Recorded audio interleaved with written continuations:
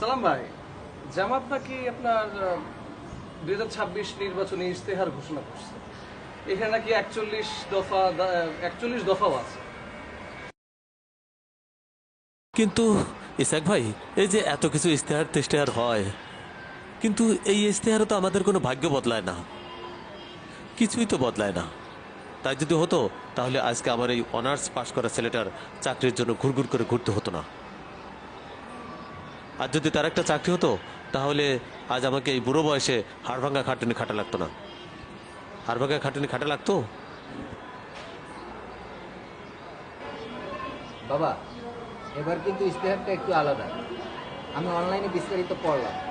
তারা বলেছে গ্রাজুয়েশন শেষ করে চাকরি না পাওয়া পর্যন্ত 5 লাখ যুবককে মাসিক 10,000 টাকা পর্যন্ত সুদমুক্ত ঋণ বা কর্জে হাসানা দেবে।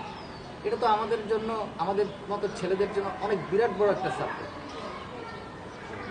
ঠিক বলেছে। ওরা আরো বলেছে কর্পোরেট ট্যাক্স 20% নিচে নামিয়ে নিয়ে আসবে। আর যাদের ইনকাম 5 লাখের নিচে বা এর মধ্যেই আছে ওরা করমুক্ত থাকবে। এতে করে মধ্যবিত্ত যারা আছে ওদের জন্য অনেক ভালো কিছু হবে, অনেকটা চাপ কমে আসবে ওদের। আছে ইসাক ভাই, এই আমাদের মতো কৃষকদের জন্য কি ইশতেহারে কিছু আছে? যেভাবে বাড়ছে সারের দাম, তেলের দাম আকাশ ছোঁয়া।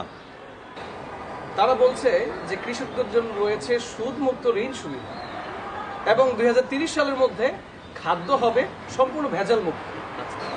আরও রয়েছে 3টি বিষয়, যেখানে থাকছে শূন্য দূষণ, শূন্য বর্জ্য এবং শূন্য বন্যা ঝুঁকি।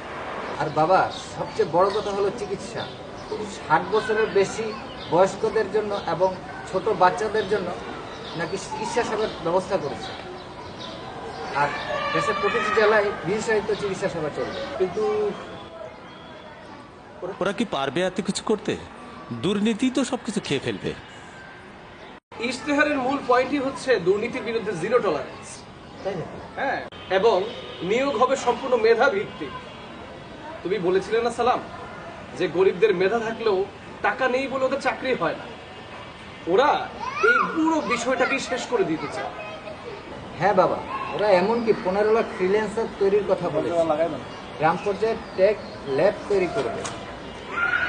আমরা ইচ্ছে করলে গ্রামে বসেই বাইরের দেশের কাজ করতে পারবো।